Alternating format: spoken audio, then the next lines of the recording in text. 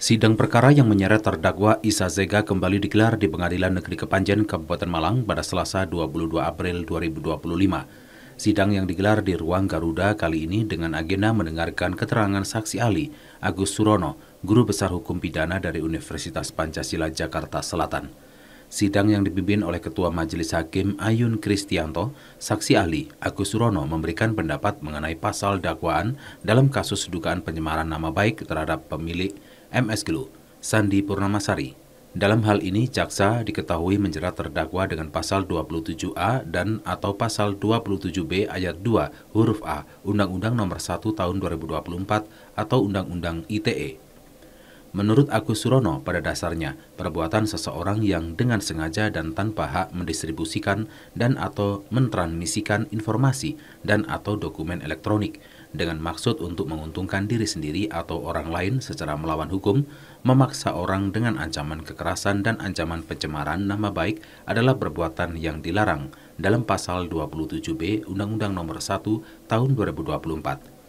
Mengenai ancaman pencemaran, saksi ahli juga menegaskan bahwa ancaman penyerangan kehormatan, ancaman menyerang kehormatan atau nama baik orang lain dengan cara menuduhkan suatu hal dengan maksud supaya hal tersebut diketahui umum, sebagaimana diatur dalam penjelasan pasal 27B ayat 2 Undang-Undang 1/2024. Artinya seluruh unsur dakwaan jaksa telah terpenuhi dan tidak menyalahi ketentuan hukum pidana.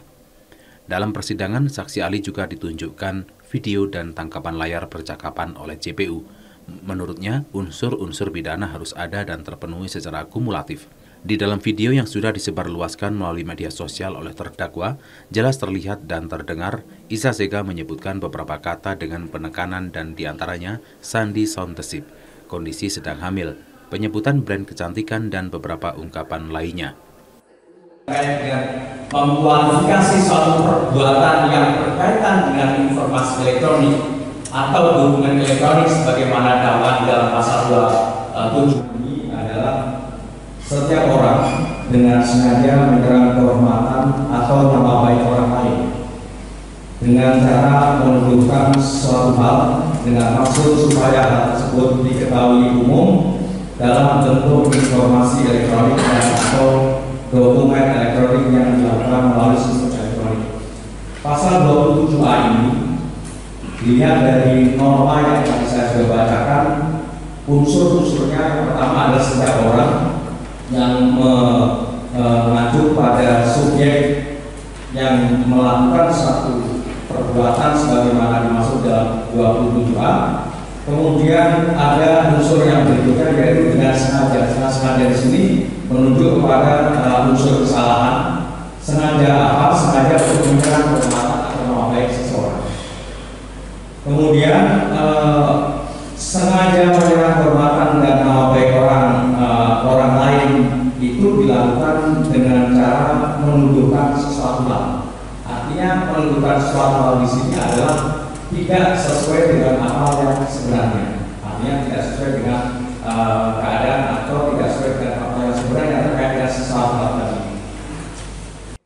Hal lain yang juga dikuatkan oleh saksi ahli adalah mengenai mens rea atau keadaan batin pelaku. Saksi mengungkapkan mens rea menjadi penting sebab perbedaan utama terletak pada maksud dan tujuan pelaku saat berbicara atau membuat narasi.